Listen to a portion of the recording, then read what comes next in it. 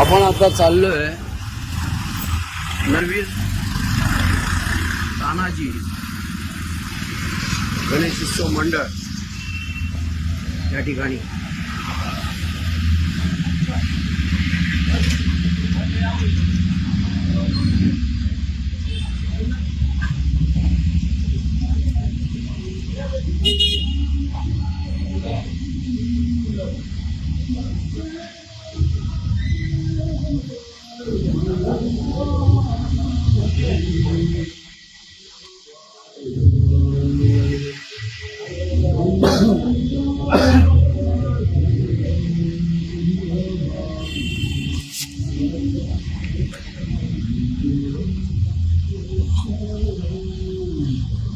इथे असं सांगणं आहे की हे गेल्या 25 वर्षापासून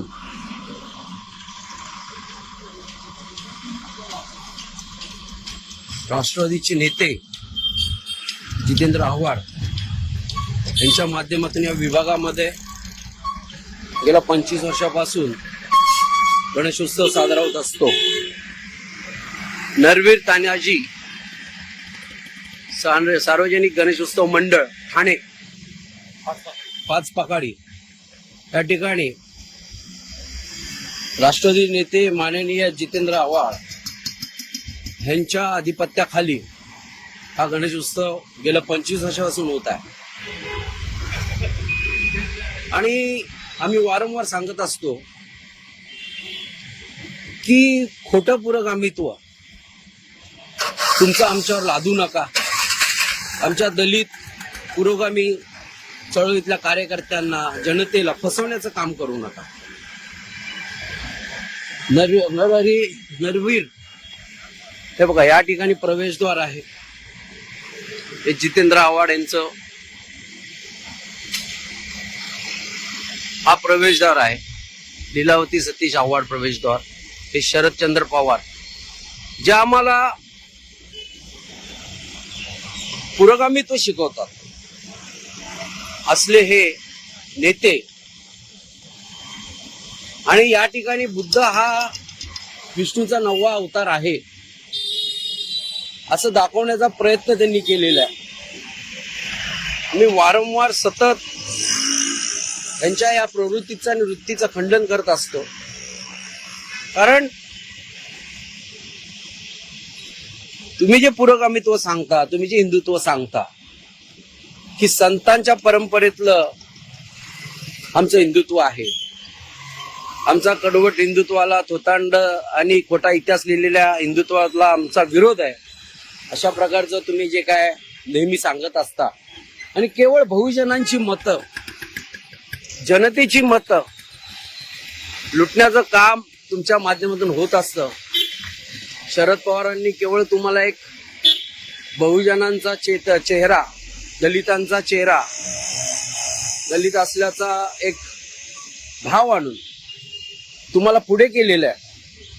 आणि महाराष्ट्राचं राजकारण ढवळून काढण्यासाठी तुमचा उपयोग करण्याचा प्रयत्न सतत होत असतो. आंबेडकरी चळवळीतले कार्यकर्ते अजून जिवंत आहेत. पुरोगामी चळवळीत काम करणारे कार्यकर्ते अजून जिवंत आहेत. आम्ही तुम्हाला वारंवार निष्कून सांगितलेलं आहे की या प्रकारचं जे तुमचं ढोंगीपण आहे हा तुम्ही थांबवला पाहिजे. बुद्ध हे विष्णूचे 9वे अवतार नव्हते. कारण स्वतः बुद्धांनी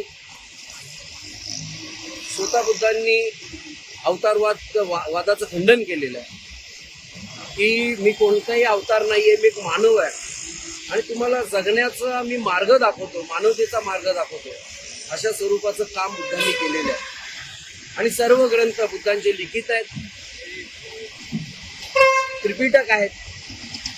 परत भारतातच नव्हे तर बुद्धांच्या विचारांचा पगडा आणि साहित्य हे विदेशात देखील आहे. तुम्ही जपानला जा, थायलंडला जा, कंबोडियाला जा, श्रीलंकेत जा.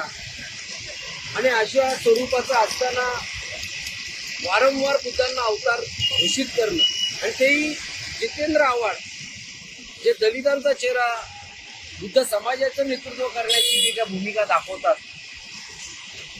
त्यांनी हे असे वारंवार थोतांड पाठीमागून रचायचे आणि पूर्ण दलित मुवमेंट हायजॅक करण्याचा प्रयत्न करायचा. हे त्यांचं सोंग दलित जनतेने आता यापुढे जाणून घ्यावं. आपल्याला आपली मुवमेंट आपल्या खांद्यावर उभी करायला लागेल. आपला विचार आपल्याला स्वतःहून पुढे न्यायला लागेल. आपल्याला फुले शाहू आंबेडकर संतांची परंपरा, बुद्धांचं कार्य, बुद्धांचा मार्ग हा स्वतःहून आपल्या पुढे न्यायला लागेल. या देशामध्ये राजकीय भूमिका, राजकीय अस्तित्व निर्माण करण्याचं काम, जबाबदारी आपली स्वतःची आहे.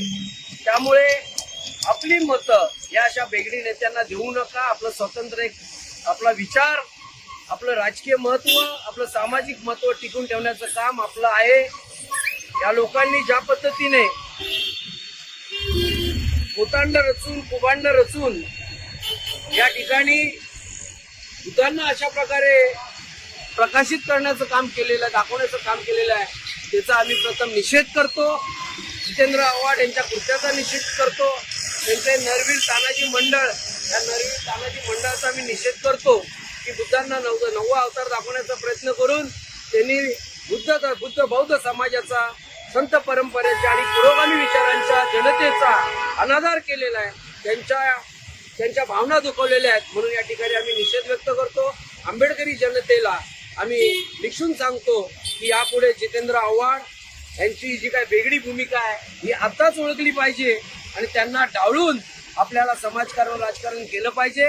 त्यांना कुठल्याही प्रकारचं स्वातंत्र्य आणि कुठल्याही प्रकारची वेगळी भूमिका घेऊन द्यायची नाहीये. आम्हाला कुठल्याही राजकारणाची रस नाहीये.